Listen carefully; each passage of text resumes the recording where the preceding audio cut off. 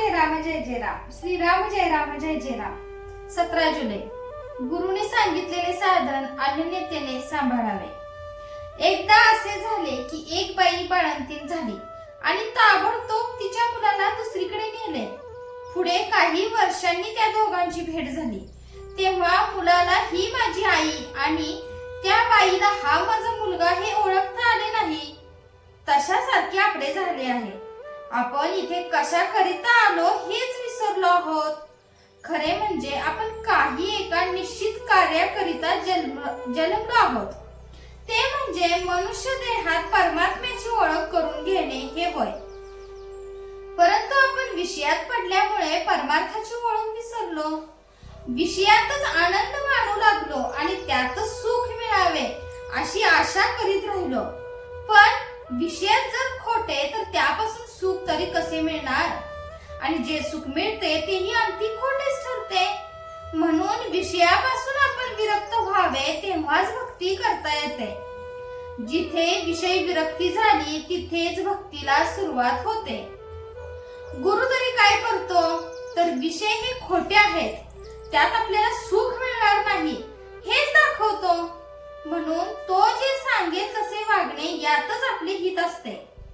गुरुने सांगितल्याशिवाय जे जे साधन कराल ते फक्त कष्टालाच कारण होईल. साधनाची किती आटाआटी केलीत आणि शरीराला कष्ट दिले तरी ते व्यर्थ जातील. कारण गुरु व्यतिरिक्त जी खटपट ती फारशी उपयोगाची नसते. गुरुने सांगितलेले साधन हलके मानून आपल्या मनाने केलेले साधन आपल्याला बरे वाटते. म्हणजे गुरुला गौणपणा दिल्यासारखे झाले. वास्तविक पाहता गुरु हा सर्वज्ञ आहे आणि तोच प्रत्यक्ष परमात्मा आहे. ही भावना दृढ झाली पाहिजे.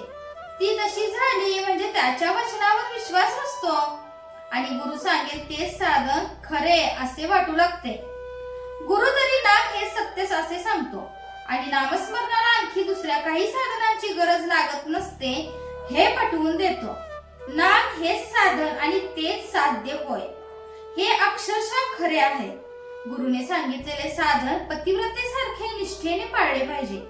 ती जशी आपल्या पतीशिवाय जगात दुसरा पुरुषच नाही असे मानते त्याप्रमाणे आपण आपले साधन सांभाळले पाहिजे. जो असा अनन्यतेने वागतो त्यानेच गुरु आज्ञा प्रमाण मांडली असे होते आणि त्यामुळेच त्याला खरे सुख होते. कुठेतरी आपले प्रेम असावे, कुणावर तरी आपला विश्वास असावा, कुठेतरी आपलेपणा असावा, आपण त्याचे होऊन राहावे अशी नेहमी इच्छा धरावी. जितकी अपेक्षेने आपण प्रपंचात सुख मिळवण्यासाठी धडपड करतो तितकी सर्व अपेक्षा जर भगवंताकडे लावली तर आपल्याला सुख खात्रीने मिळेल यात शंका नाही. जय जय रघुवीर समर्थ. आजचे बोधवाक्य. सद्गुरु आज्ञाप्रमाण हेच साधनातील साधन जाण.